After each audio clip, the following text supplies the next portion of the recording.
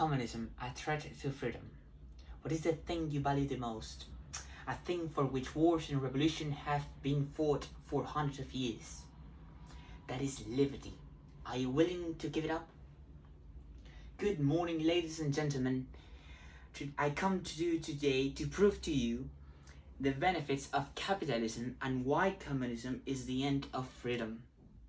I am Jeronimo Escobar. I am 18 years old and I am a student of Colegio San Jose of Barranquilla.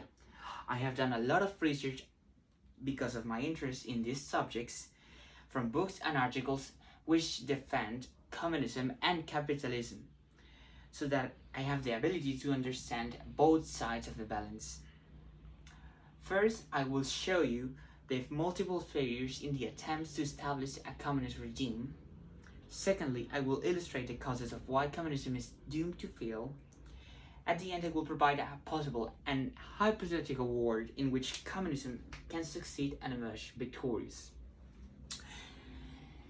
So, the last century survived and was witness of wars and revolutions, disease, horrible regimes, and dictators that kill hundreds of millions of people in horrible places like concentration camps or gulags. Some of these monsters that committed these crimes were Mao Zedong, Joseph Stalin, Ho Chi Minh, all communist dictators that tried to take away our freedom. Fortunately for everyone, people fought back to take back what was theirs in the first place. All these atrocities happened because in a communist state, the government holds a lot of power in every aspect of the life of their citizens. And when a psychopath like Stalin, with great ambition and greed, arrives in power, he or she would do whatever it takes to keep that power forever. The injustice of communism were not limited to mass murder. Even those fortunate enough to survive were still subject to severe repression, including a repression of liberty, speech, religion, property rights, the criminalization of almost every economic activity. No tyranny in the past sought such a control of nearly every single aspect of their citizens' life. A life without freedom is the life of a slave. Take that in mind. As I said before, greed and ambition of the great leader, the party, the state, and the member are one of the main factors of a communist society.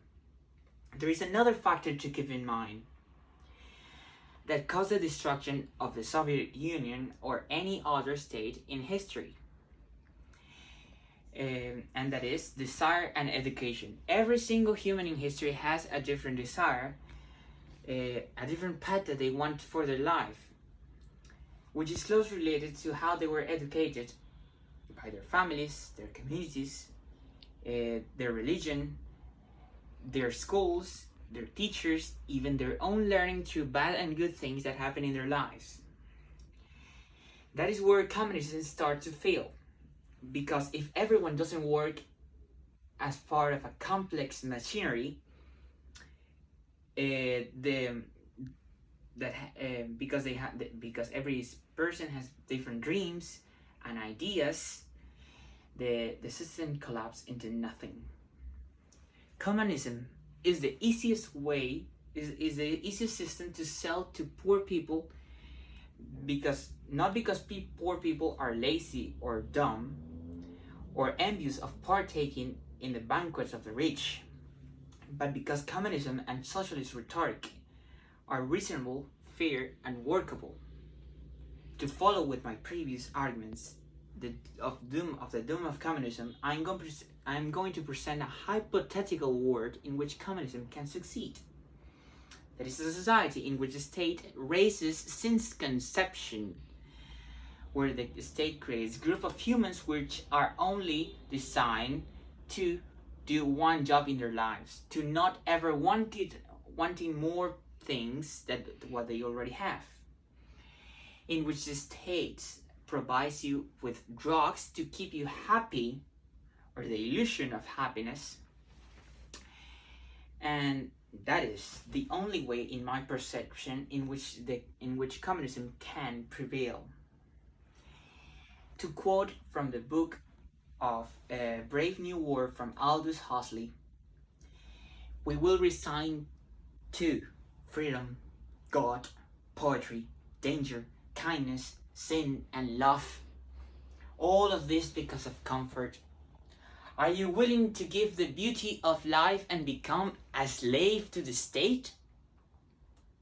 I don't think so. All in all, even though communism is a very interesting ideology to study, that can create ideas in the mind of men and women around the world that make us fight harder for freedom, equality, fraternity, and all fundamental rights, it has many flaws as a practical system and has more disadvantages than advantages.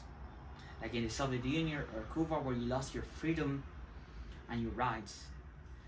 That's why it's very important to understand all sides of the balance and not fool yourself with ideas of equality that make you a slave to the state. Do not go gentle into that good night and fight until tomorrow for your freedom. Fight